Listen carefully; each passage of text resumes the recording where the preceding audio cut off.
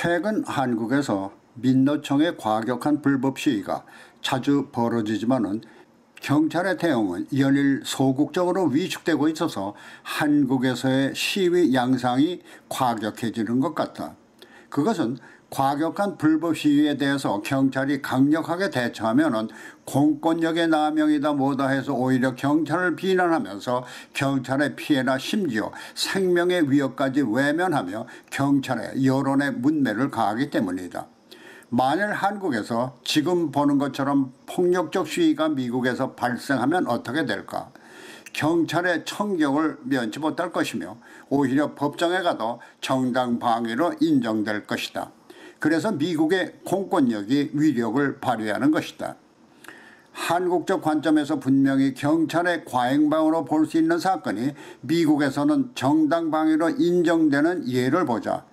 LA 남부의 한 도시에서 차를 운전하고 가던 한인에게 정지 명령을 내렸으나 이를 무시하고 경찰을 향해 차를 몰았다. 이 한인은 어떤 무기도 소지하지 않았지만 달리는 차 자체가 흉기로 간주되어서 총격 끝에 사망했다. 이보다 앞서 이 인근의 또 다른 지역에서 한 흑인 여인이 가스료 시비 끝에 가스회사 직원이 경찰을 불러 경찰이 출동하자 이 여인은 식칼을 들고 나왔다.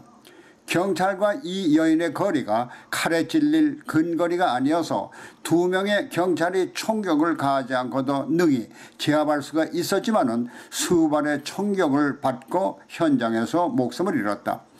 칼 자체가 경찰관을 살상할 수 있는 살상 무기라는 것이다. 또 다른 사건은 사모아 출신의 여자 플로레스러 집에서 있었던 생일 파티에서의 총격 사건이다. 파티가 시끄럽자 경찰이 출동했으며 이에 두 명의 건장한 아들이 경찰에 덤벼들자 무려 19발의 총격을 가해서 두 아들을 현장에서 숨지게 했다.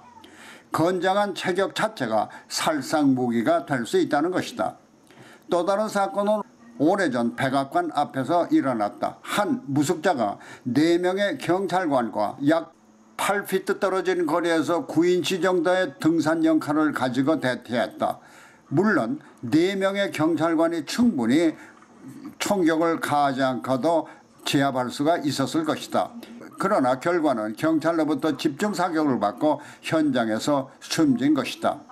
위에서 말한 사건 모두 경찰의 정당 방위가 인정된 것이다.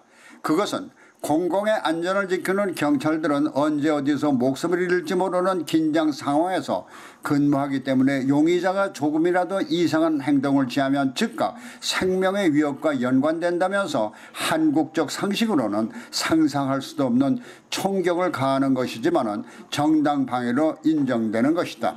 그런데 이와 같이 과잉방어로 볼 수도 있는 사건이 지금도 발생하고 있지만 정당 방위의 개념이 바뀌어지지 않을 뿐 아니라 오히려 경찰이 휴대하는 무기가 계속 강화되는 것이 미국이기 때문에 경찰과 대처할 때는 경찰의 명령에 순응해야 한다.